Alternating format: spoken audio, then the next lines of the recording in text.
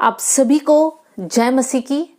जितने भाई बहन, माता पिताएं, बच्चे आज की आराधना सभा में जुड़े हुए हैं, आप सबको यीशु मसीह के नाम से मैं स्वागत करती हूँ और प्रार्थना करती हूँ कि आज की आराधना और आज का वचन आप सबके लिए एक आत्मिक उन्नति का कारण बन जाए। आइए आज की आराधना को हम प्रार्थना के साथ शुरू करेंगे। हमारे स्वर्गीय पिता, आज के सुंदर दिन के लिए हम धन्यवाद करते हैं परमेश्वर। प्रभु, आपने हमें जीवित रखा, इसलिए दिल की गहराई से हम धन्यवाद करते हैं।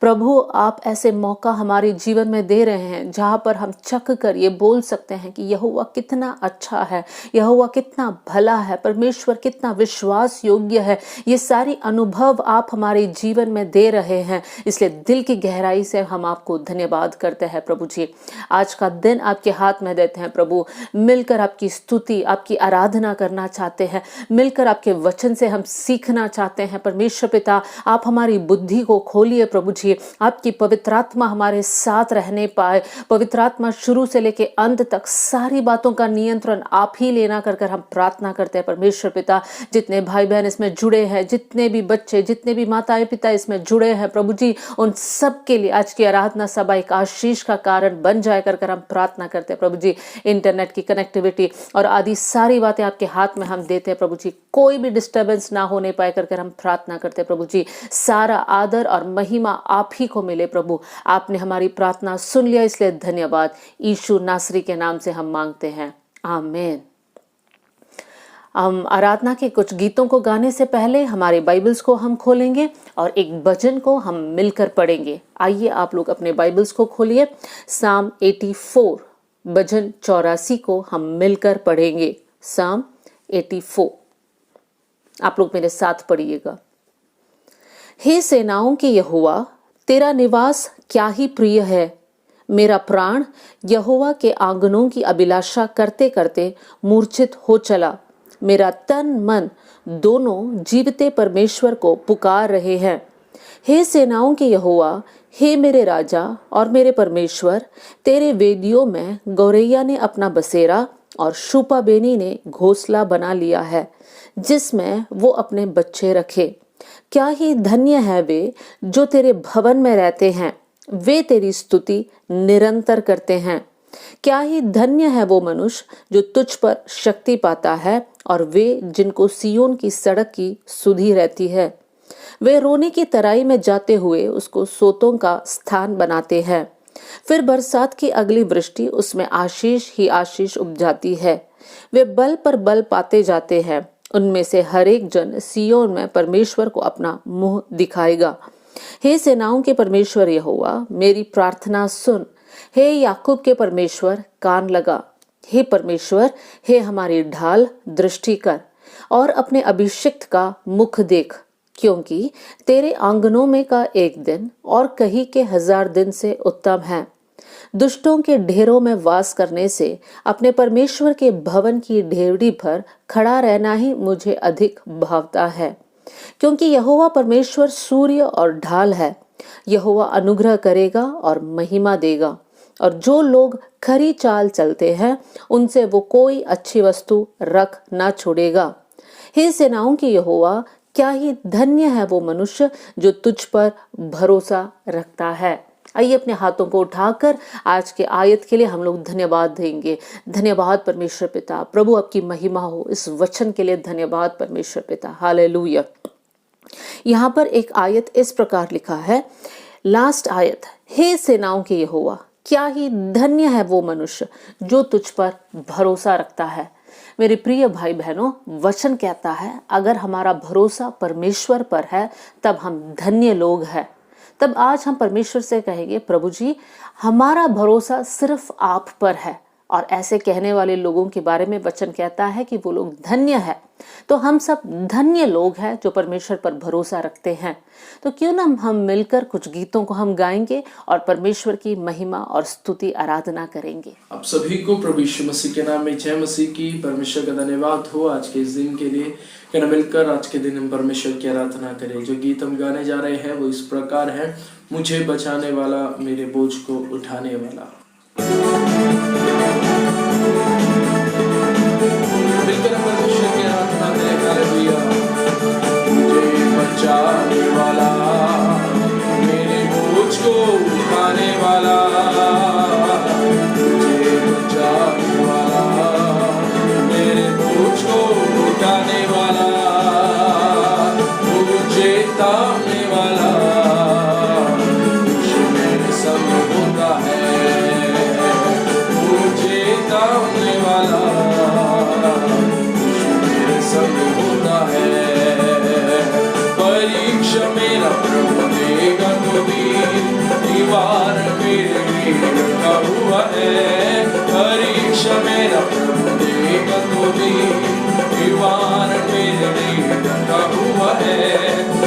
सवाल नहीं करूँगा, मेरी भलाई के लिए होता है। मिलकर गाए, कोई सवाल नहीं करूँगा, मेरी भलाई के लिए होता है।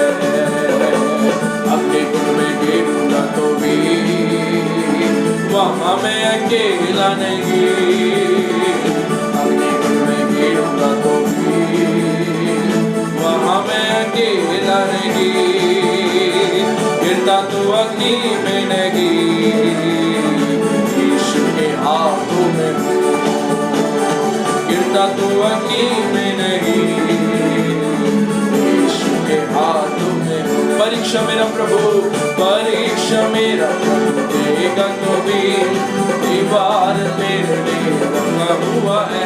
आमीन। परीक्षा मेरा प्रभु देगा तो भी, दीवार मेरे लिए रंगा हुआ है। कोई सवाल नहीं करूँगा, मेरी भलाई के लिए होता है। कोई सवाल नहीं करूँगा, मेरी भलाई के लिए होता है। कठिन परीक्षाओं में गहराई से गुजरते समय, कठिन परीक्षाओं की गहराई से गुजरते समय, चलने वाला यीशु है, मैं उसके बाहों में हूँ, चलने वाला यीशु है, मैं उसके बाहों में हूँ। परीक्षा मेरा प्रभु, परीक्षा मेरा प्रभु देगा तो भी, दीवार मेरे लिए रखा हुआ है। परीक्षा मेरा प्रभु देगा तो भी, दीवार मेरे लिए रखा हुआ है। कोई सवाल नहीं करूँगा, मेरी भलाई के लिए होता है। कोई सवाल नहीं करूँगा, मेरी भलाई के लिए होता है।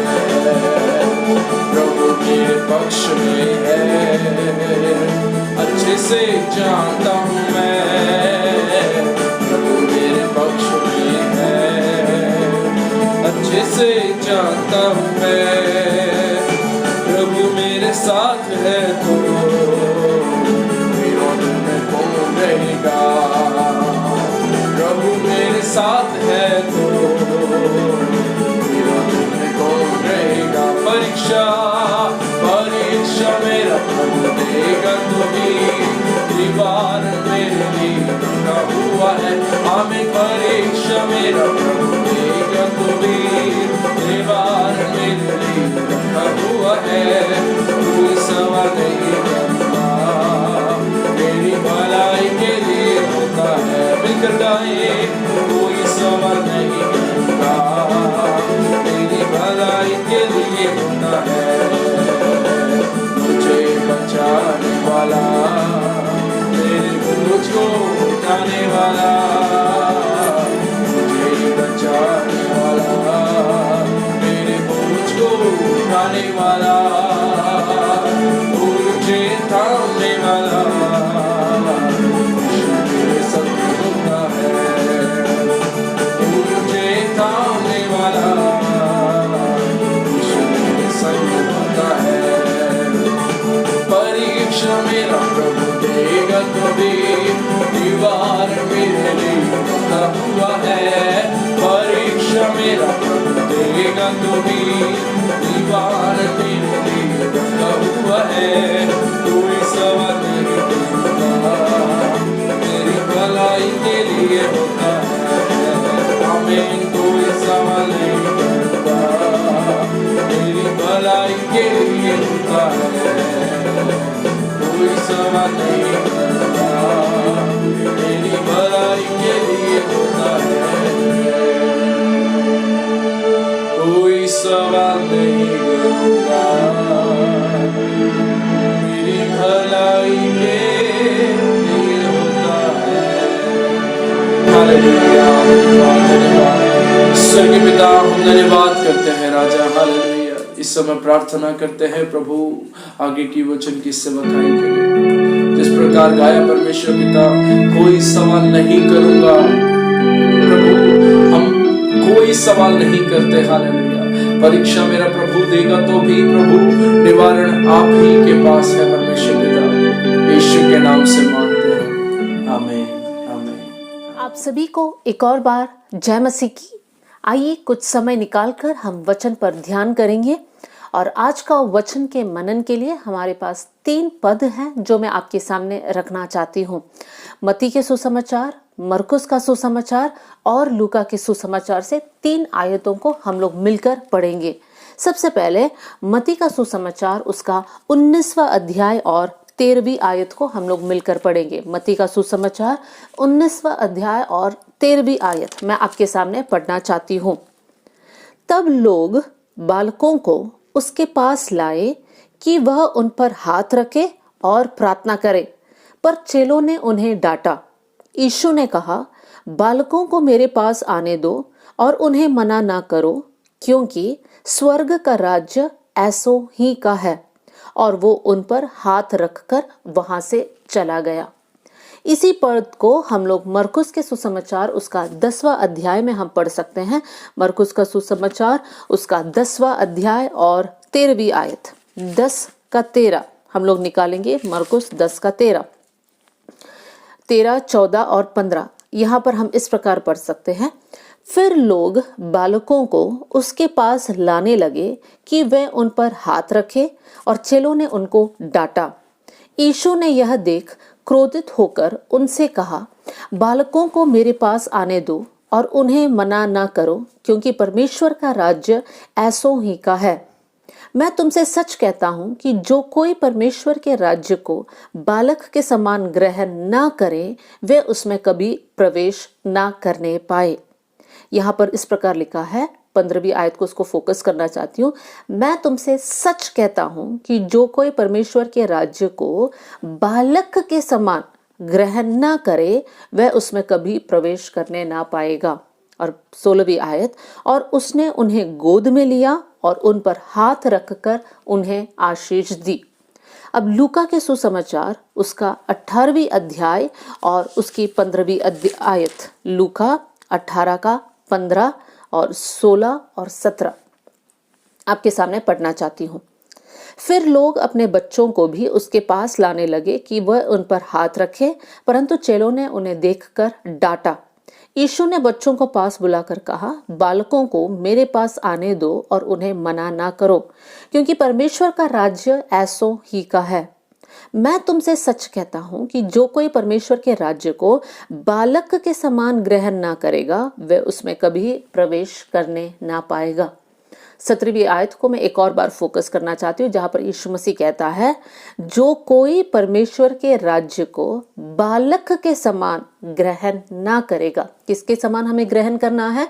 बालकों के समान हमें ग्रहण करना है। अगर हम नहीं करेंगे उस प्रकार, तो हमारे बारे में लिखा है, वह उसमें कभी प्रवेश करने नहीं पाएगा। मेरे प्रिय भाई बहनों, हमने 3 आयतों को पढ़ा, मत्ती से, मरकुस से और लूका के सुसमाचार से। तीनों आयतों में हम बच्चों के विषय में सीखा है, और इस पद में इस प्रकार लिखा है, माता पिता बच्चों को लेकर यीशु के पास आए ताकि यीशु उनके लिए हाथ रखकर उन्हें आशीष दे, उनके लिए प्रार्थना करे। लेकिन जैसे ही चेलों ने इन बातों को देखा, चेले जो है माता पिता को डांटने लगे। तब यीशु मसीह ये बातें कहता है। यीशु मसीह कहता है कि बच्चों को मेरे पास आने दो, उन्हें मना मत करो, क्योंकि स्वर्ग का राज्य ऐसो ही का है।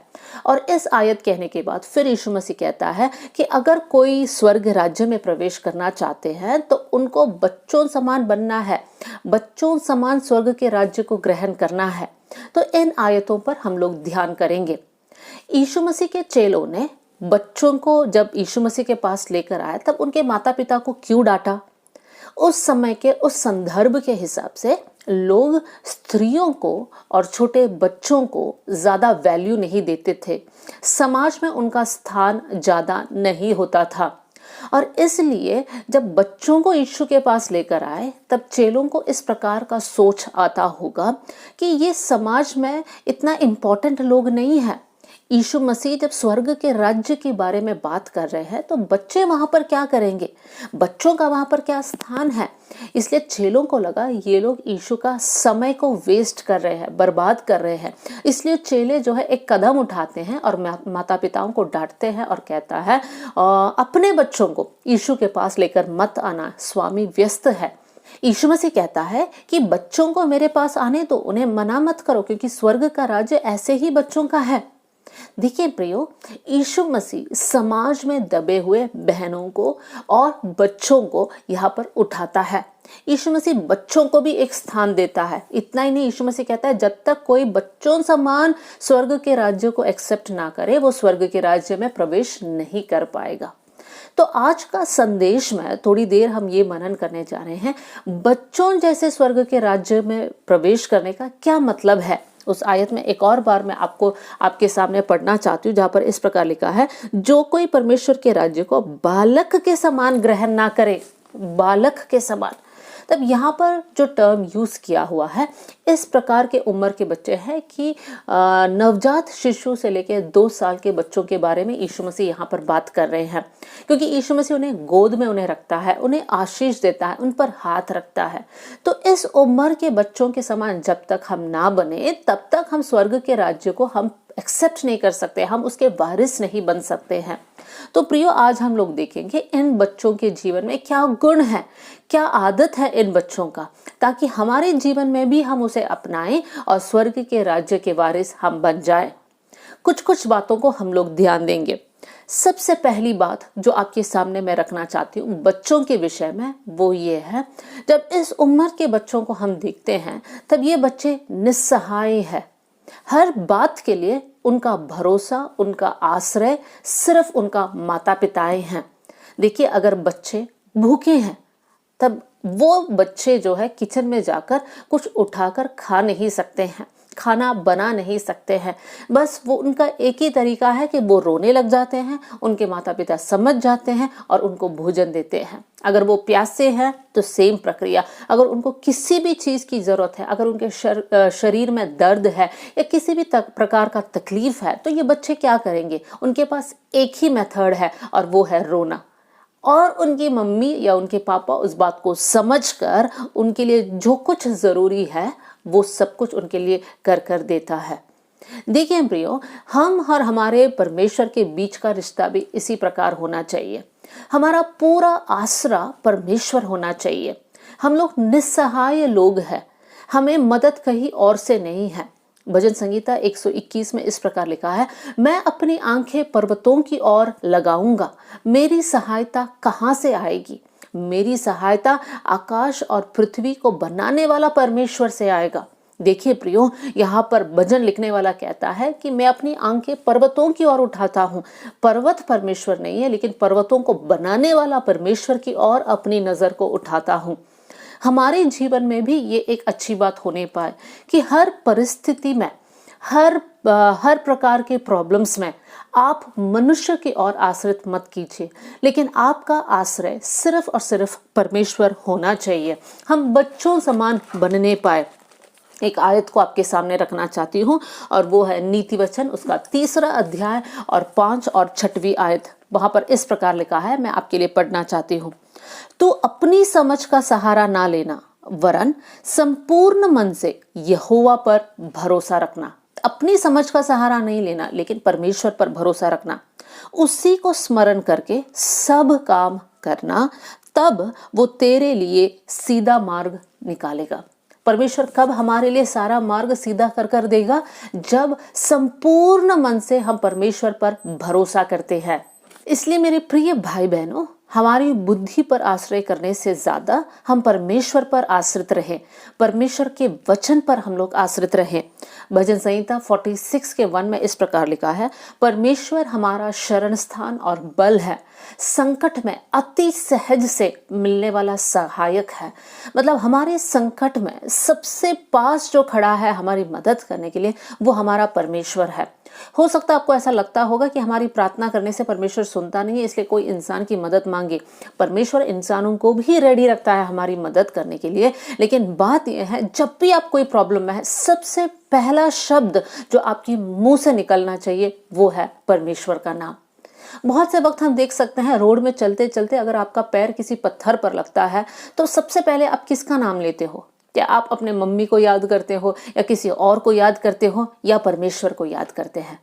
प्रियो, हमारा जीवन में ये एक आदत होने पाए कि कुछ भी हो सबसे पहले आप परमेश्वर को पुकारे, परमेश्वर को मदद के लिए मांगे, क्योंकि परमेश्वर आपसे बहुत प्रेम करता है। हमारा हर एक श्वास जो हम लेते हैं वो परमेश्वर की महिमा के लिए होने पाए, हमारी हर एक कदम जो हम लेते हैं वो परमेश्वर की महिमा के लिए होने पाए। और तब हमारे जीवन में परमेश्वर की महिमा होगा जब हम पूरी रीति से परमेश्वर पर आश्रित रहेंगे। हमारे बुद्धि से ज्यादा, हमारे परिवार से ज्यादा, हमारे धन दौलत से ज्यादा हम परमेश्वर पर आश्रित रहे। दूसरी बात, क्यों परमेश्वर ने कहा कि जब तक तुम बालकों के समान परमेश्वर के राज्य को ग्रहण ना करेंगे तब तक परमेश्वर के राज्य में प्रवेश नहीं कर पाएंगे। दूसरी बात, हम बच्चों के जीवन में हम देख सकते हैं कि बच्चे बहुत निर्दोष है, उनके जीवन में कलंक नहीं, जो उनके मन में है वो लोग बोल देते हैं। देखिए, बहुत से वक्त हम लोग जैसे बड़े हो जाते हैं उम्र में, छोटे बच्चे से लेकर जब बच्चे बड़े हो जाते हैं, वो लोग झूठ को सीखते हैं, वो लोग कपट को सीखते हैं। मन में एक रखना और मुंह से दूसरा बोलना, ये इंसान सीखने लग जाता है। लेकिन मेरे प्रिय भाई बहनों, बच्चों के जीवन में कोई भी कपट नहीं, कोई भी दोष नहीं, वो लोग बिल्कुल भी चालाक नहीं है, वो लोग बिल्कुल भी एक दूसरे को धोखा नहीं देना चाहते हैं, बड़े निर्दोष बच्चे हैं। इस प्रकार का घटना मैंने सुना है जहां पर किसी के घर में एक फोन कॉल आता है और उस समय पर जब फोन आता है तो वो बच्चा फोन को उठाता है। तब उस तरह से जो इंसान बात करते होंगे वो इंसान इस प्रकार कहता है कि बेटा अपने पापा को फोन दीजिए, मुझे आपके पापा से बात करना है। तब बेटा देखता है तो उसका पापा वहां से इशारा करता होगा कि मुझे मत देना, बोलना मैं यहाँ पे नहीं हूँ। तब तुरंत वो बच्चा फोन पे बोलता है कि मेरे पापा बोल रहे हैं कि वो घर पे नहीं है। देखिए, बच्चे कितने निर्दोष है, उनको पता नहीं है कि झूठ को किस प्रकार छिपाना है। तो प्रियो, हमारे जीवन में भी परमेश्वर ये चाहता है कि हम प्रभु के सामने निर्दोष रहे, हम कपटी ना रहे, अंदर कुछ बाहर कुछ इस प्रकार के हम ना रहे। बहुत से वक्त अंदर हम द्वेष को रखते हैं, लेकिन इंसान सामने आते ही बड़े मुस्कुराकर हम बात करते हैं, फिर वो इंसान चले जाते हैं, फिर हम पीठ पीछे उनकी बुराई करते हैं। इस प्रकार हमारा जीवन में नहीं होना चाहिए। मत्ती का सुसमाचार उसका 23वां अध्याय और 27वीं आयत को मैं आपके सामने रखना चाहती हूँ। मत्ती 23 का 27, यहाँ पर इस प्रकार लिखा है, हे कपटी शास्त्रियों और फरीसियों, तुम पर हाय, तुम चुनाव फिरी हुई कब्रों के समान हो, जो ऊपर से तो सुंदर दिखाई देती हैं परंतु भीतर मुर्दों की हड्डियां और सब प्रकार की मलिनता से भरी हुई है। यहाँ पर यीशु मसीह फरीसियों के बारे में इस प्रकार कहता है कि तुम्हारा जीवन तो चुना लगा हुआ कब्रिस्तान के बराबर है। बाहर से तो बड़ा सफेद है, लेकिन अंदर जो है मरा हुआ हड्डियां तुम्हारे अंदर है। यीशु मसीह फरीसियों को ऐसा क्यों कहता है? क्योंकि फरीसी लोग बड़े ज्ञानवान लोग हैं, वो लोग व्यवस्था को जानने वाले लोग हैं, लेकिन उनका प्रॉब्लम ये है कि वो लोग वचन जानने के बावजूद दूसरे लोगों को सही रीति से अगुवाई नहीं करेंगे। वो लोग खुद उसका सिर्फ पालन करेंगे, लेकिन दिल से उस बात को मानेंगे नहीं है और दूसरे लोगों पर बड़ा दबाव डालते थे। इसलिए यीशु मसीह उनको देखकर कहता है कि तुम्हारा जीवन बहुत बेकार है, क्योंकि तुम लोग अंदर से कुछ और हो और बाहर से कुछ और दिखाना चाहते हो। एक दिखावा का जीवन उनका है। प्रियो, बच्चों के जीवन में कोई दिखावा नहीं है, वो लोग निर्दोष है। इसलिए हमें भी ये सीखना है कि परमेश्वर हमारे मन की सच्चाई को जानता है। भजन संहिता 51 का 6 में इस प्रकार लिखा है, देख तू हृदय की सच्चाई से प्रसन्न होता है। परमेश्वर किससे प्रसन्न होता है? हमारे हृदय की सच्चाई से परमेश्वर प्रसन्न होता है।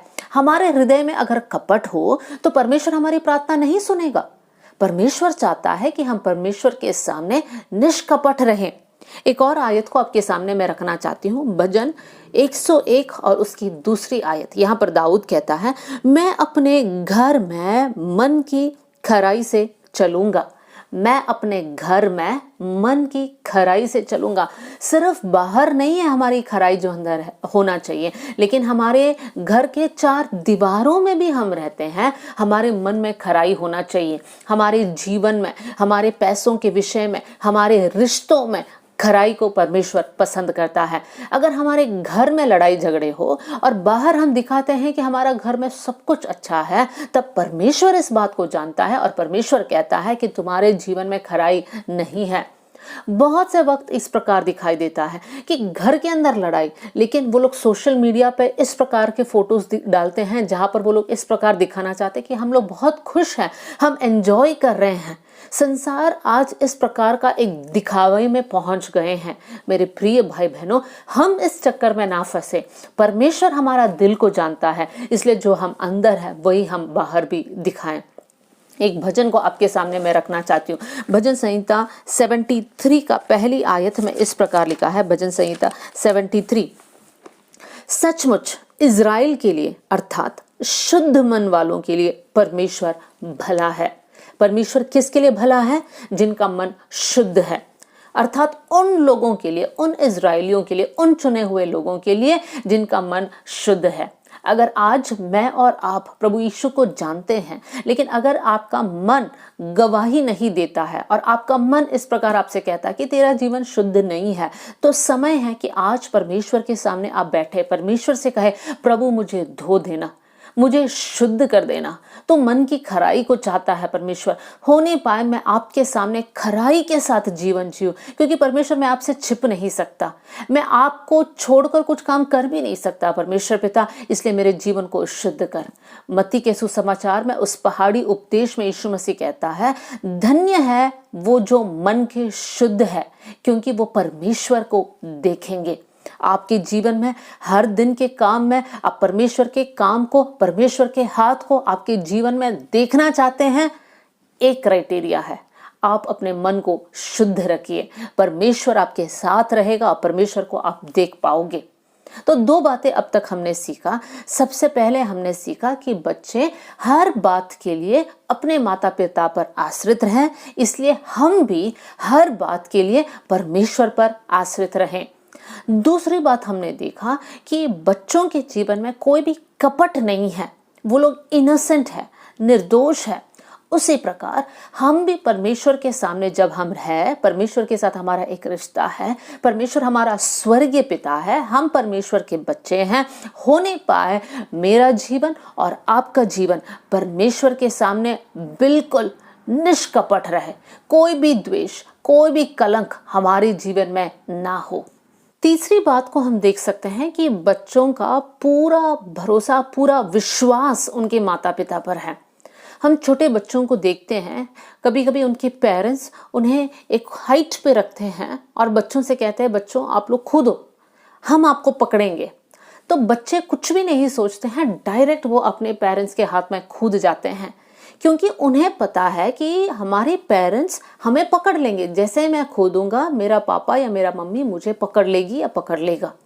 देखिए, बच्चों के जीवन में जब हम देखते हैं, बच्चे अपने माता पिता पर पूरा विश्वास रखते हैं, मतलब उन्हें कोई चिंता नहीं है। बच्चे इस प्रकार कभी नहीं सोचते हैं, अगर मैं कूदूं और मैं अपने मम्मी के हाथ से या पापा के हाथ से स्लिप हो जाऊं और मैं नीचे गिर जाऊं, मेरा सिर लग जाए, हो सकता है मुझे ब्रेन में क्लॉट हो जाए, हो सकता है जो है मेरा सिर फट जाए, खून आएगा। मतलब उनको कोई भी चिंता नहीं है। क्यों उनके जीवन में चिंता नहीं है? क्योंकि वो लोग पूरी रीति से अपने माता पिता पर विश्वास रखते हैं और इसलिए उनके जीवन में कोई चिंता नहीं है। प्रियो, हम और हमारे परमेश्वर के बीच में भी, जैसे मैंने कहा, परमेश्वर हमारा स्वर्गीय पिता, हम परमेश्वर के बच्चे। आपका विश्वास कहां पर है? आपका विश्वास परमेश्वर पर है या किसी सांसारिक चीज पर है? इब्रानियों की किताब उसका 11वीं अध्याय और 6वीं आयत में इस प्रकार लिखा है, और विश्वास बिना उसे प्रसन्न करना अनहोना है। क्या परमेश्वर को खुश करना चाहते हो? परमेश्वर को प्रसन्न करना चाहते हैं? तब वचन में लिखा है अगर आपके जीवन में विश्वास ना हो तो आप परमेश्वर को खुश नहीं रख सकते हैं।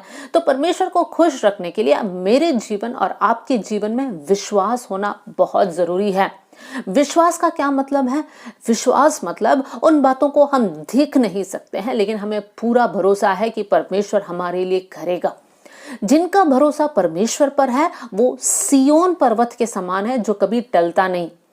बुरा न्यूज़ आपके सामने आ सकता है, बुरी बातें आपके सामने आ सकता है, लेकिन अगर आपका विश्वास परमेश्वर पर है तब आप कभी भी डगमगाएंगे नहीं हैं। देखिए, अब्राहम विश्वासियों का पिता कर कर कहा जाता है। अब्राहम के जीवन में हम देख सकते हैं उनके जीवन में बहुत बड़ी परीक्षा आई जहां पर परमेश्वर अब्राहम से कहता है अपना इकलौता बेटा को लेना और मोरिया पर्वत पर जाकर उस बच्चे को मेरे लिए बलिदान कर कर चढ़ाना। हम सब जानते हैं अब्राहम अपने बुढ़ापे में जाकर एक बच्चा उसके परिवार में आया। वो लगभग 99 साल का था तब उसको एक बेटा उत्पन्न हुआ। ऐसा इंसान कैसे अपने बेटे का बलिदान कर सकता है? वो 10 प्रकार का कारण परमेश्वर को बोल सकता है और सोच भी सकता है कि अगर इस बच्चे को मैंने बलिदान किया तो हो सकता है मेरा आगे कोई संतान ही ना हो, फिर मेरा परिवार फिर से सूना सूना रहेगा। मतलब मेरा पत्नी मुझसे क्या कहेगी, वो मुझसे लड़ाई झगड़ा करेगी, वो मुझे छोड़कर चली जाएगी। कितनी कितनी बातें अब्राहम के मन में चल सकता है। लेकिन अब्राहम क्या करता है, जैसे उसने परमेश्वर की बातों को सुना वो उस बात के लिए तैयारी करता है। वो उस परिस्थिति में उसका पूरा भरोसा परमेश्वर पर होने के कारण वो डगमगाता नहीं है। उसे पता है अगर परमेश्वर ने मुझे संतान दिया तो जब परमेश्वर मुझसे मांगता है तो मुझे वापस करना भी पड़ेगा। इसलिए उस बच्चे को लेकर जाता है ताकि परमेश्वर के लिए एक बलिदान कर कर चढ़ाए। तब बलिदान चढ़ाने के लिए सब कुछ तैयार करता है, उस बच्चे को उसके ऊपर उस वेदी पर रखता है। तब परमेश्वर की आवाज को अब्राहम सुनता है जहां पर परमेश्वर कहता है कि मैंने देख लिया है कि तेरा विश्वास कितना दृढ़ है, उस बालक के ऊपर अपना चूरी को नहीं चलाना। देखिए प्रियो, अब्राहम के विश्वास के समान हमारा भी विश्वास होना चाहिए। अगर अब्राहम विश्वासियों का पिता कर हम बुलाते हैं, हम सब विश्वासी हैं, तो अब्राहम हमारा आदर्श है।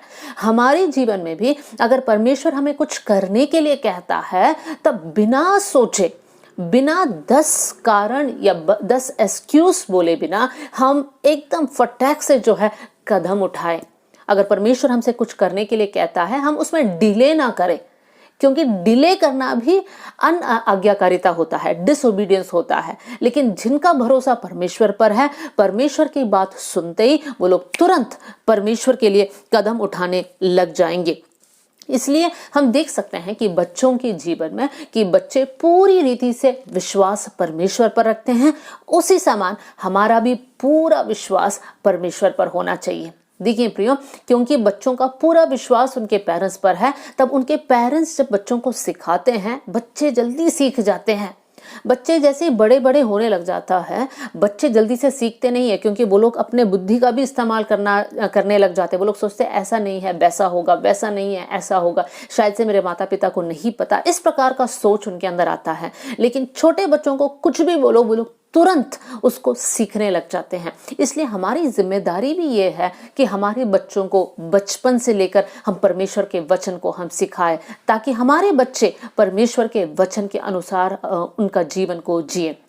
तो इस पॉइंट के जरिए हमने क्या सीखा कि हमारा पूरा विश्वास परमेश्वर पर होना चाहिए, पूरा भरोसा परमेश्वर पर होना चाहिए। और ये बात को आपके अंदर अच्छे से डालना चाहिए कि परमेश्वर जो सारे सृष्टि पर नियंत्रण रखता है, वो परमेश्वर मेरे जीवन को भी चला सकता है। इसलिए अगर परमेश्वर कहता है सेवकाई करो, तो 10 बातें सोचे बिना अपना कदम को उठाकर सेवकाई में आप आगे बढ़िए। ये ना सोचिए कि मुझे पैसे कहाँ से मिलेगा, ये ना सोचिए मेरे बच्चों का पढ़ाई कैसे होगा। जब आप कदम उठाते हैं तब परमेश्वर आपके जीवन में अद्भुत कार्य जरूर करेगा। हम चौथी बात पर हम जाएंगे। चौथी बात हम बच्चों के जीवन में ये देख सकते हैं कि जब बच्चे आपस में लड़ते भी हैं, उसके बाद तुरंत वो लोग उस बात को भूलकर, एक प्रकार से माफ कर कर फिर उनका गेम को वो लोग आगे चलाएंगे। कभी कभी हम देखते हैं जब 2-3 बच्चों को हम साथ रखते हैं, एक का जो है खिलौना छीनता है या दूसरे को धक्का मारता है, बच्चे रोने लग जाते हैं। और इस कारण कभी कभी हम ये भी देख सकते हैं कि पेरेंट्स भी आपस में नाराज हो जाते हैं। पेरेंट्स को लगता है उनका बच्चा मेरे बच्चे को मारा, मेरा बच्चा अच्छा है, उनका बच्चा ज्यादा शरारती है, और पेरेंट्स आपस में भी लड़ाई करने लग जाते हैं। लेकिन इस बात को हम आगे देख सकते हैं कि बच्चे जो है एक दूसरे को धक्का मुक्की सब करने के बाद फिर से बच्चे एक होकर खेलने लग जाते हैं। लेकिन इनके पेरेंट्स इसी विषय में लड़ाई कर कर सालों साल तक उनकी लड़ाई को वो लोग जारी रखते हैं। क्यों? क्योंकि पेरेंट्स जो है बच्चों के समान नहीं है। बच्चों का सोचने का तरीका अलग है, बच्चों का जीवन शैली अलग है, और परमेश्वर चाहता है कि हम बच्चों के समान बन जाएं ताकि हम स्वर्ग राज्य में प्रवेश कर पाए। और बच्चों के समान बनने का मतलब है कि एक दूसरे को आसानी से माफ कर दे। अगर आपका और किसी भाई या बहन के साथ अनबन है, उसको सालों साल लेकर नहीं चलना। परमेश्वर से कहना, प्रभु जी आप इतना शक्ति मुझे देना ताकि उस इंसान को मैं माफ कर पाऊं, और सामने वाले इंसान को आप माफ कर देना। यीशु मसीह ने यह सिखाया कि अगर हम दूसरों के अपराध को माफ नहीं कर सकते हैं, तब परमेश्वर पिता हमारी अपराधों को भी माफ नहीं करेगा। हर बार हम बोलते हैं परमेश्वर मेरे अपराधों को क्षमा कर, या हो सकता है आपके जीवन में आपने कुछ पाप किया, आप परमेश्वर से कह रहे हैं प्रभु जी इस पाप के लिए मुझे माफ कर, मैंने झूठ बोला मुझे माफ कर। लेकिन परमेश्वर कहता है जब तक तुम अपने पड़ोसी को माफ नहीं करेगा तब तक मैं तुम्हें भी माफ नहीं करूंगा। और अगर हम एक दूसरे को माफ नहीं कर सकते हैं तब परमेश्वर हमारी प्रार्थनाओं को नहीं सुनेगा। मेरे सुनने वाले प्रिय भाई बहनों, क्या आज आपके जीवन में किसी के प्रति भी कड़वापन है? क्या आपके जीवन में किसी के प्रति नाराजगी है? हो सकता है किसी ने आपके साथ बुरा किया हो सकता है किसी ने आपका नौकरी छीन लिया हो सकता है किसी ने आपके बच्चों के बारे में भला बुरा कहा हो, लेकिन क्या आप उस इंसान को माफ किया? यीशु मसीह को लोगों ने मारा, कोड़ों से मारा, कांटों का ताज यीशु मसीह के सिर पर रखा, उस क्रूस पर उस दर्दनाक मौत यीशु मसीह को दिया। लेकिन वहां पर भी यीशु मसीह क्या कहता है? यीशु मसीह पिता की ओर अपनी आंखों को उठाकर कहता है, पिता इन्हें माफ कर देना क्योंकि ये नहीं जानते हैं कि ये लोग क्या कर रहे हैं। कितना अच्छा मिसाल यीशु मसीह ने हमारे लिए छोड़ा, आपके लिए और मेरे लिए छोड़ा। देखिए प्रियो, हम यीशु मसीह के बच्चे हैं, यीशु के कदमों में हमें चलना बहुत जरूरी है। यीशु मसीह को जब लोग पकड़ने आए, यीशु मसीह का एक चेला ने उनका एक सिपाही का कान काट दिया। यीशु मसीह अगर इंसान जैसे होता तो वहां पर खुश होना चाहिए, अरे मुझे पकड़ने आया, देखो देखो उन्हीं को लग गया। नहीं, यीशु मसीह ऐसा नहीं करता है। यीशु मसीह वहां पर उस इंसान का कान को वापस लगा देता है और उस इंसान को ठीक कर देता है। ये है हमारा गुरु, और हमारा गुरु का आदर्श को हमें फॉलो करना बहुत जरूरी है। इफिसियों का पत्री उसका 4 अध्याय और 32 आयत, इफिसियों 4 का 32 आपके सामने मैं पढ़ना चाहती हूँ।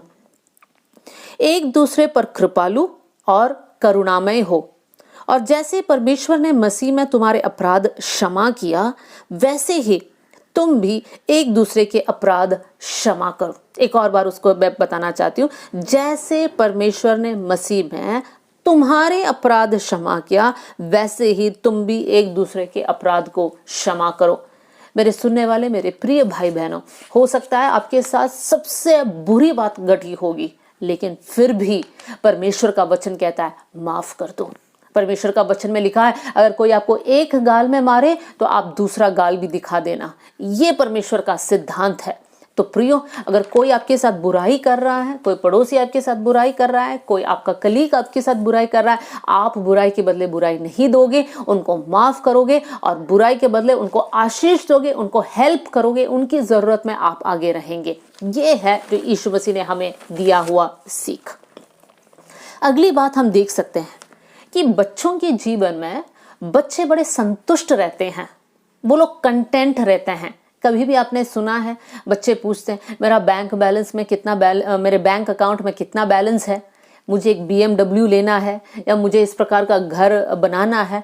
बच्चों के जीवन में कोई भी लालसा नहीं है, वो लोग अपने जीवन से संतुष्ट हैं। उनकी माता पिता उनको जो खाने दे वो लोग खा लेते हैं और वो लोग खुशी के साथ रह लेते हैं, खेलते हैं, हंसते हैं, रोते हैं, वो लोग अपना जीवन को बिताते हैं। वो लोग अपने जीवन में बहुत संतुष्ट हैं। उनको पैसों के प्रति कोई लालसा नहीं है, कोई भी स्वार्थ उनके जीवन में नहीं है, क्योंकि वो लोग संतुष्ट और संतोष है।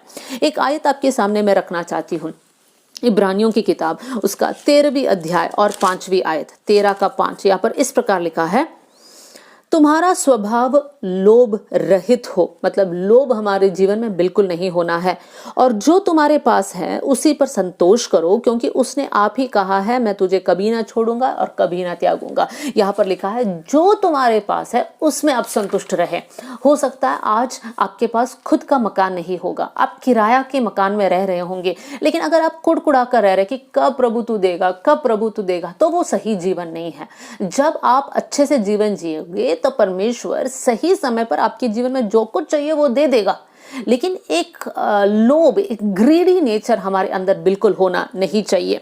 एक और आयत को आपके सामने मैं रखना चाहती हूँ, पहला तिमुथियुस की किताब, पहला तिमुथियुस का पत्री उसका 6वां अध्याय और उसकी 10वीं आयत, पहला तिमुथियुस 6 का 10 मैं आपके सामने पढ़ना चाहती हूँ।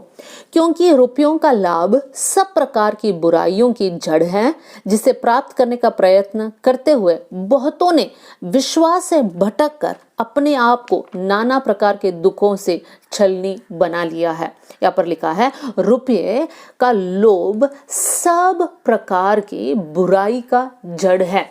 बुराई का जड़ क्या है? रुपयों का लोभ। मुझे गलत नहीं समझना, हम सबके जीवन में पैसों की जरूरत है और उसके लिए हमें मेहनत भी करना पड़ेगा, लेकिन कभी कभी लोभ हमारे जीवन में आता है, एक ग्रीडी नेचर हमारे जीवन में आता है, और जब लोभ हमारे जीवन में आता है तो पैसे कमाने के लिए हम गलत मार्गों का इस्तेमाल करते हैं, क्योंकि बस हमारे मन में एक ही विचार है, कैसे ना कैसे हम लोग अमीर हो जाए, तो किसी भी राह को अपनाने के लिए हम तैयार हो जाएंगे, व्यवस्था को छोड़कर भी हम आगे बढ़ने के लिए हम तैयार बन जाएंगे। इसलिए वचन में लिखा है रुपयों का लोभ हर प्रकार की बुराई का जड़ है।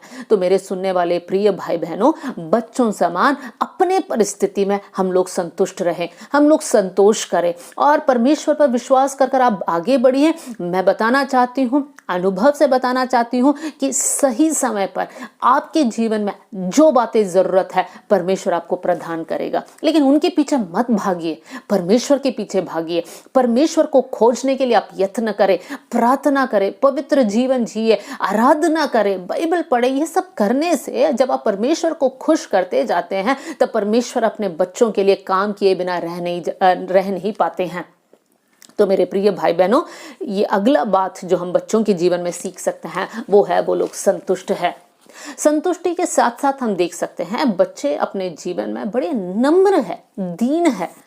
वो लोग जो है घमंडी नहीं है। किस प्रकार हम इस बात को देख सकते हैं? बच्चों के जीवन में हम देख सकते हैं कि बच्चे बड़े दीन और नम्र इसलिए हैं क्योंकि वो लोग अपने हक के लिए कभी भी खड़े नहीं रहते। ये मेरा हक है, ये मेरा अधिकार है, मेरा ये पदवी है, मेरा ये स्थान है, इस प्रकार की बातें कभी भी बच्चे आपस में नहीं करते हैं। वो लोग जैसा जीवन है वैसा वो लोग जीते। अगर बच्चों को, बहुत सारे बच्चों को, अलग अलग बच्चों को एक साथ रखें, वो लोग खेलने लग जाएंगे। वो लोग आपस में कभी भी ये नहीं देखेंगे अच्छा हम ये भाषा बोलने वाले लोग हैं, तुम वो भाषा बोलने वाले लोग हैं, चलो हम नहीं खेलेंगे करके बच्चे कभी भी नहीं सोचेंगे मैं ये रंग का हूँ, तुम वो रंग का है, मैं ये जात का हूँ, तुम वो जात का है। बच्चे कभी भी नहीं कहेंगे और बच्चे इस बात को जानते तक नहीं है। बच्चों को रखो एक साथ, चाहे वो दूसरे देश के क्यों ना हो, दूसरे जात के क्यों ना हो, बच्चे एक साथ खेलने लग जाएंगे। उनको ये नहीं पड़ी कि मेरे पापा मम्मी अमीर है, तुम्हारे पापा मम्मी गरीब है, ये बात उनको परेशान नहीं करता, लेकिन वो लोग मिलजुल कर, क्योंकि उनके अंदर दीनता है। प्रियो, क्या आप सबके साथ मिलजुल कर रहने के लिए तैयार हैं? क्या आप सोसाइटी में अपना ही स्टेटस बनाकर रखा और कहा कि इसके नीचे के लोगों के साथ मैं बात नहीं करूंगा, अच्छा मेरा ये पोजीशन है इसलिए जो बाहर के लोग हैं उनके साथ मैं दूरी रखूंगा? इस प्रकार का एक सोच आपके अंदर है, या आपके अंदर ऐसे ही एक बात चल रही है कि मेरा भाषा बोलने वाले लोगों के साथ मैं मिलजुल कर रहूंगा, दूसरा भाषा बोलने वाले लोगों के साथ मेरा उतना बनता नहीं है, या मेरा उतना जो है मेरा स्टेटस वाले लोगों के अलावा किसी और के साथ मेरा बनता नहीं है। इस प्रकार की बातें अगर आपके अंदर है तो आपके अंदर घमंड है। बच्चों के अंदर घमंड बिल्कुल भी नहीं है। बच्चों के अंदर दीनता है, नम्रता है। तो हम भी जो है स्थान मान पदवी को ना देके, सांसारिक बातों को ना देके, प्रियो एक दिन तो इस संसार छोड़कर जाना ही है हम सभी को। उसके बाद कहाँ जाएगा हमारा पढ़ाई, कहाँ जाएगा हमारा धन दौलत, कहाँ जाएगा हमारा स्टेटस, सब इसी संसार में हम छोड़कर जाएंगे और एक दिन परमेश्वर के सामने हमें खड़े रहना पड़ेगा। इसलिए आज से लेकर हम लोग इस प्रकार परमेश्वर से बोले, प्रभु आपने हमें बनाया है, जो भी आशीष मेरे जीवन में मैं अनुभव कर रहा हूं या कर रही हूं वो आप ही के कारण है परमेश्वर पिता। आप ही मुझे चलाना, आप ही पर मेरा भरोसा है, आप ही पर मेरा आश्रय है। बच्चे घमंडी नहीं हैं क्योंकि वो लोग बलवा नहीं करते हैं। छोटे बच्चों को कुछ भी कहा जाए वो लोग बलवा नहीं करते हैं। वो लोग नहीं बोलते मैं आज से घर छोड़कर जा रहा हूं या जा रही हूं, आज से लेकर मैं आपका संतान नहीं हूं करके छोटे बच्चे नहीं बोलते हैं, क्योंकि बच्चों को माता पिता की जरूरत है और बच्चे जानते हैं कि उनके बिना हमारा कोई जीवन ही नहीं है।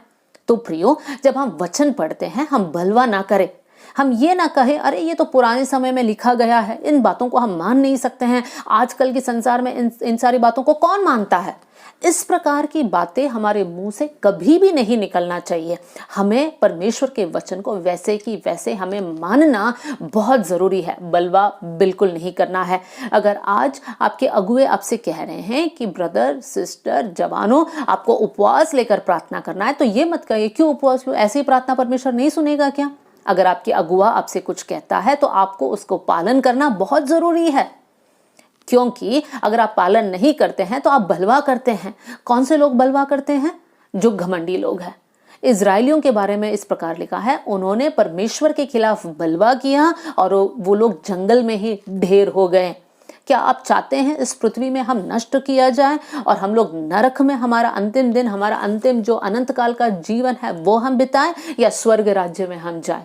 आप क्या चाहते हो? अगर आप स्वर्ग राज्य में जाना चाहते हो तब बलवा प्लीज मत कीजिए। परमेश्वर के वचन को आप पढ़िए, पवित्रताई को मेंटेन कीजिए। फिर हम देख सकते हैं कि छोटे बच्चों को जो है कभी भी वो लोग, जो हम छोटे बच्चों को जो है डॉक्टर के पास लेकर जाते हैं, उनको वैक्सीनेशन देते हैं, तब बच्चे कभी भी खड़े होकर नहीं पूछते मुझे क्यों वैक्सीनेशन दे रहे हो, मुझे क्यों पोलियो का डोज दे रहे हो। वो लोग उल्टा सवाल कभी भी नहीं करते हैं। लेकिन दुख के समय वो लोग रोते हैं, दर्द के समय वो लोग रोते हैं, ऐसा नहीं कि वो लोग नहीं रोते हैं। बच्चों के जीवन में शरीर में दर्द होता है तो वो लोग जरूर रोते हैं, लेकिन वो लोग कभी भी उल्टा सवाल नहीं करते हैं। क्यों मेरे साथ ये हो रहा है, क्यों तुम मुझे इंजेक्शन दे रहे हो, क्यों तुम ये डोज दे रहे हो, क्यों ये वैक्सीनेशन दे रहे हो, क्यों मुझे दवाई दे रहे हो। बच्चे कभी भी नहीं पूछते हैं।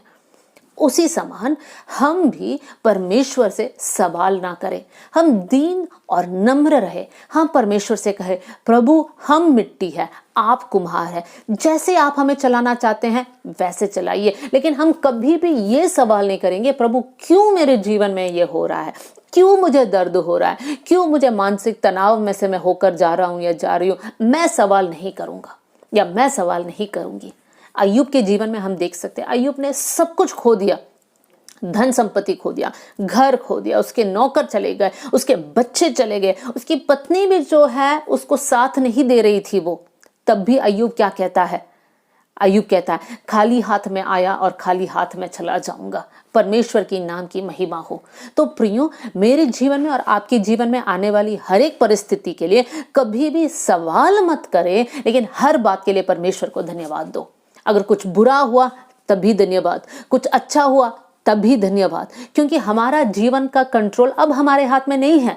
हमारा जीवन का कंट्रोल हमारे स्वामी के हाथ में है और हमारा राजा जो चाहता है वही हमारे जीवन में होगा। इसलिए बलवंत रहिए, निश्चिंत रहिए, कभी भी कुड़कुड़ाना नहीं, कभी भी शिकायत करना नहीं, परमेश्वर को देकर कभी भी बोलना नहीं क्यों परमेश्वर आपके पीछे इतने सालों से हम चले, उनका परिवार में आशीष है, मेरे परिवार में आशीष नहीं है। इस प्रकार के सवाल को आप कभी भी परमेश्वर से नहीं करोगे। अगर आज तक आपने किया है, आज इस वचन सुनने के बाद एक निर्णय को लीजिए, परमेश्वर से कहें प्रभु इसके बाद मैं कभी भी आपसे सवाल नहीं करूंगा, मैं दीन होकर नम्र होकर आपकी इच्छा को मेरे जीवन में पूरी करने के लिए मैं अनुमति दूंगा। क्या इस प्रकार का डिसीजन आप ले सकते हैं? आगे की बात यह है कि एक बच्चा अगर उसको भूख लगी है तब वो बच्चा रोने लगता है और तब तक रोते रहेगा जब तक उसको दूध ना मिले। हो सकता है उसका ध्यान भटकाने के लिए हम कुछ करें, थोड़ी देर के लिए वो चुप रहेगा, फिर से वो रोने लगेगा। क्यों? क्योंकि उस बच्चे की ज़रूरत को वो अपने माता पिता तक पहुंचा रहे हैं, और उनकी ज़रूरत है कि उन्हें भूख लगी है, उनकी दूध की ज़रूरत है, उनको खाने की ज़रूरत है, इसलिए वो लोग रोने लगते हैं। देखिए प्रियो, ये बच्चे इस प्रकार में हम कह सकते हैं कि वो लोग परसिस्टेंट है, वो लोग जिद्दी है, अपनी ज़रूरत को रख के ही रहेंगे। तो हमारे लिए भी ये एक सीख है कि हम लोग भी कुछ कुछ बातों में हमें जिद्दी बनना है। कुछ कुछ बातों में मतलब किन बातों में हमें जिद्दी बनना है? प्रार्थना के जीवन में आपको जिद्दी बनना है। उसको समझाने के लिए लूका के सुसमाचार उसका 18वें अध्याय में हम देख सकते हैं अधर्मी न्यायाधीश और विधवा का दृष्टांत। हम इस घटना को जानते हैं जहां पर वो अधर्मी न्यायाधीश उस विधवा को न्याय नहीं देता है, लेकिन ये विधवा बार बार न्यायाधीश के पास जाती है, बार बार जाती है, और न्यायाधीश एक दिन परेशान होता है और कहता है कि भले मैं अधर्मी हूं, लेकिन अगर इस बहन को मैंने न्याय चुका दिया तो ये बार बार मुझे परेशान नहीं करेगी, और इसलिए उसको न्याय देता है। अगर एक अधर्मी न्यायाधीश जो है एक विधवा बार बार उसके पास जाने से न्याय देता है, तब हमारा धर्मी परमेश्वर हमारे लिए कितना काम क्यों ना करेगा। तो इसलिए मेरे प्रिय भाई बहनों, मैं आपको एनकरेज करना चाहती हूँ, आप जहाँ कहीं हैं आप लोग प्रार्थना में समय बिताइए। और प्रार्थना ऐसा, जैसे अभी आपके जीवन में एक विषय है प्रार्थना के लिए, ऐसा नहीं है कि आज मैंने प्रार्थना किया फिर अगले साल उस प्रार्थना का विषय को मैं लेकर आ रही हूँ प्रभु के सामने। नहीं, वैसा नहीं। आप हर दिन आपकी ज़रूरतों को परमेश्वर के सामने रखिए। आपकी ज़रूरत होगा आपके बच्चों के विषय, आपके बच्चे गलत मार्ग में चल रहे होंगे, उन लोग अपने जीवन से भटक गए होंगे, पाप में फंस चुके होंगे। हर दिन प्रार्थना करें। कैसे प्रार्थना करोगे? आप लोग जिद्दी बनकर प्रार्थना करोगे। आप परमेश्वर से कहे, प्रभु ये बच्चे आपके दिए हुए दान हैं, इनको बदलना परमेश्वर, इनके जीवन में कार्य करना परमेश्वर पिता, ये बच्चे मन फिराने वाले बन जाए। इस प्रकार की प्रार्थना आपको बार बार परमेश्वर के सामने रखना बहुत जरूरी है। चाहे वो आपके बच्चे हो, चाहे वो आपका जीवन साथी हो, चाहे आपके पेरेंट्स हो, उनका उद्धार होना बाकी है। प्रार्थना कीजिए, लगातार प्रार्थना कीजिए, और जब आप लगातार प्रार्थना करोगे परमेश्वर आपकी प्रार्थना को जरूर सुनेगा। याकूब के जीवन के बारे में हम इस प्रकार पढ़ सकते हैं कि याकूब जो है, उत्पत्ति की किताब में इस बात को हम देख सकते हैं, वो स्वर्गदूत के साथ मल्ल युद्ध करता है और स्वर्गदूत उसे कहता है मुझे छोड़ दो। तब याकूब कहता है जब तक तू मुझे आशीष नहीं देगा तब तक मैं तुझे नहीं छोड़ूंगा। और वो लोग युद्ध करते रहते हैं। इसी घटना को हम लोग होशे के किताब में हम पढ़ सकते हैं। होशे के किताब उसका 4 अध्याय और 12वीं आयत में देखिए होशे इस विषय में क्या कहता है। उत्पत्ति में तो हम सिर्फ ये देख सकते हैं कि याकूब स्वर्गदूत से लड़ा, लेकिन कैसे लड़ा करके यहाँ पे लिखा हुआ है। होशे 4:12, वो दूत से लड़ा और जीत भी गया, वो रोया और उससे गिड़गिड़ाकर विनती की। कैसे लड़ा याकूब स्वर्गदूत से आशीष के लिए? वो रोया और गिड़गिड़ाकर विनती की। जब हम सोचते हैं ना लड़ा, तो हमको ऐसा लगता है बस गुस्ती किया, धक्का मुक्की मारा। नहीं, लेकिन जब लड़ रहे थे तब याकूब रो रहा था, याकूब गिड़गिड़ाकर विनती कर रहा था, जब तक तुम मुझे आशीष ना दे हे स्वर्गदूत मैं तुझे नहीं छोड़ूंगा। होने पाए मेरे जीवन में और आपके जीवन में यही प्रार्थना होने पाए, परमेश्वर जब तक आप मेरे जीवन में कार्य नहीं करूंगा तब तक इस प्रार्थना को मैं बंद नहीं करूंगा। अगर आप चाहते हैं कि परमेश्वर आपको इस्तेमाल करे, आप चाहते हैं कि आपको परमेश्वर वरदानों से भर दे, तो इस प्रकार का प्रार्थना, प्रभु जब तक आप मुझे इस्तेमाल नहीं करोगे तब तक इस प्रार्थना को मैं नहीं छोड़ूंगा, नहीं छोड़ूंगी। क्या इस प्रकार की प्रार्थना करने के लिए आप रेडी हो? प्रियो, जहां पर आंसू बहता है वहां पर परमेश्वर छिप नहीं रह सकता है। परमेश्वर अपना कार्य को जरूर वहां पर करेगा। हन्ना के जीवन में हम देख सकते हैं, हन्ना के परिवार में संतान नहीं था और हन्ना को जो है अपने सौतन से बहुत टॉन्ट सुनना पड़ता था। तब हन्ना ने क्या किया? हन्ना परमेश्वर के भवन में बैठी और रोने लग गई, वो गिड़गिड़ाने लगी, उनके आंसू बहने लगा और उनके जीवन में परमेश्वर ने एक बहुत बड़ा चमत्कार किया। मेरे सुनने वाले मेरे प्रिय भाई बहनों, परमेश्वर आपके जीवन में कब कार्य करेगा? जब आप मन से दुआ करेंगे। जब आप मन से दुआ करेंगे हमारे आंसू बहेगा, आप गिड़गिड़ा सकते हो परमेश्वर के सामने। जैसे बच्चे रोते रहते हैं दूध के लिए, जब तक दूध ना मिले वो लोग रोते रहते हैं, वैसे ही मैं और आप हमारे विषयों को लेकर परमेश्वर के सामने रखे। परमेश्वर से कहे, प्रभु मुझे अपने सामर्थ्य से भर दे। जब तक तो सामर्थ्य से नहीं भरेगा तब तक इस प्रार्थना को मैं कंटिन्यू करूंगा, तब तक इस प्रार्थना को मैं कंटिन्यू रहूंगी। आपके परिवार में जिनका उद्धार नहीं हुआ है, आपके बोलने के बावजूद वो लोग समझ नहीं रहे हैं, यही तरीका आपके पास है। गिड़गिड़ाए परमेश्वर के सामने, रोए परमेश्वर के सामने। आपके बच्चों को नशे से वापस लेकर आना चाहते हैं, आपके बच्चों को टेक्नोलॉजी से, सोशल मीडिया से उन लोग एडिक्ट है उसमें से वापस लेकर आना चाहते हो, आप प्रार्थना कीजिए, आप प्रार्थना कीजिए। आपको जॉब की जरूरत है, बहुत कोशिश कर रहे हैं तब भी जॉब नहीं मिल रहा है, ये मेथड को अपनाइए। कौन से मेथड? रोक कर परमेश्वर के सामने मांगिए। अगर आज कोई दुष्टात्मा आपको परेशान कर रहा है तो क्या मेथड रह गया? यही मेथड, रो रो के परमेश्वर से कहे, प्रभु जी आपका हाथ मेरे ऊपर होने पाए, आप मुझे छू लेना, और जब तक आप मुझे स्पर्श नहीं करेंगे तब तक मैं आपको नहीं छोड़ूंगा। हम अगली बात के लिए हम लोग जाएंगे। अगली और आखिरी बात यह है कि एक बच्चा अपना प्रेम को प्रकट करता है। एक बच्चा अपना प्रेम को कैसे प्रकट करता है? अगर एक छोटा बच्चा है और थोड़े देर के बाद वो अपने मम्मी को देखता है या पापा को देखता है, उसके पापा मम्मी कहीं बाहर गए और वापस घर आते हैं और बच्चा उस बात को देखता है, बच्चा जो है तुरंत कैसे ना कैसे जो है हाथ पे रेंग कर या कैसे ना कैसे धीरे धीरे चल कर अपने मम्मी के पास, पापा के पास पहुंचता है और गले लग जाता है। हम इस बात को देख भी सकते हैं, जब एक बच्चा अपने मम्मी के हाथ में और कोई और उसको बुलाता है तो वो बच्चा जो है नहीं जाता, वो अपने मम्मी से चिपक जाता है, वो अपने पापा से चिपक जाता है। क्यों? क्योंकि उनका प्रेम मम्मी और पापा के पास है। तो हम इस बात से सीख सकते हैं कि बच्चे अपना प्रेम अपने माता पिता के प्रति जो है वो प्रकट करता है। तो हमें भी हमारे जीवन में ये सीखना है कि हमारा प्रेम जो है परमेश्वर के प्रति जितना है वो हमें प्रकट करना है। कैसे आपका प्रेम को आप परमेश्वर के सामने प्रकट करोगे? बस बोलने से नहीं चलेगा, प्रभु मैं आपसे प्रेम करता हूँ, प्रभु मैं आपसे प्रेम करता हूँ, उससे आपका प्रेम प्रकट नहीं होता है। वचन में लिखा है कुछ लोग हैं जो परमेश्वर का आदर सिर्फ होठों से करते हैं, लेकिन दिल से तो वो प्रभु से बहुत दूर है। हमारा जीवन वैसे नहीं होना चाहिए। अगर आप अपना प्रेम प्रकट कर रहे हैं तो आपका प्रेम अंदर से उठकर आना चाहिए। जब आप प्रार्थना का जीवन शैली को जीते हैं तब आप अपना प्रेम को प्रकट कर रहे हैं। जब आप एक पवित्र जीवन जी रहे हैं, आप दुनिया से अलग होकर जी रहे हैं, आप अपना प्रेम परमेश्वर के प्रति प्रकट कर रहे हैं। बहुत से लोग कहते हैं हम पवित्र जीवन नहीं जी सकते, इसलिए वो लोग कहते हैं क्योंकि उनका प्रेम परमेश्वर के प्रति कम है। जिनका प्रेम परमेश्वर के प्रति बहुत है वो किसी भी हद तक जाकर अपना प्रेम परमेश्वर के लिए प्रकट कर सकते हैं। बहुत सारे लोग हैं जिन्होंने अपना जान परमेश्वर के लिए कुर्बान किया। क्यों? क्योंकि वो परमेश्वर से प्रेम करते हैं। बहुत सारे लोग हैं जो अपना पढ़ाई नौकरी छोड़कर गांवों में जाकर उस गांव को सुधारने की कोशिश करते हैं, वहां पर स्कूल शुरू करने की कोशिश करते हैं। क्यों? क्योंकि परमेश्वर से वो लोग प्रेम करते हैं और परमेश्वर का प्रेम लोगों तक पहुंचाने की कोशिश वो लोग कर रहे हैं। तो क्या आज आप परमेश्वर के प्रति अपना प्रेम को प्रकट कर रहे हैं? आप दिन भर कौन से गीत आपके मुंह में आता है? फिल्मी गीत आपके मुंह में आता है या परमेश्वर के प्रति स्तुति और आराधना आपके मुंह से निकलता है? अगर फिल्मी गीत आपके मुंह में आता है इसका मतलब आप अपना प्रेम को प्रकट नहीं कर रहे, आपके अंदर प्रेम नहीं है। लेकिन जब आप स्तुति आराधना के गीत गाते हैं, कुछ भी आप करते होंगे, गाड़ी चलाते होंगे, बर्तन धो रहे होंगे, खाना बना रहे होंगे या आप वॉकिंग के लिए जा रहे होंगे, कुछ भी आप करो, उस समय पर आप प्रभु की स्तुति और आराधना कर सकते हैं। तो परमेश्वर हमसे कितना खुश रहेगा और हमारा और परमेश्वर के बीच का रिलेशनशिप कितना अच्छा होगा। तो मेरे प्रिय भाई बहनों, हमेशा अपना प्रेम को प्रकट करें। जब हम परमेश्वर से प्रेम करेंगे तब परमेश्वर का स्तुति हमारे मुंह से निरंतर होते रहेगी।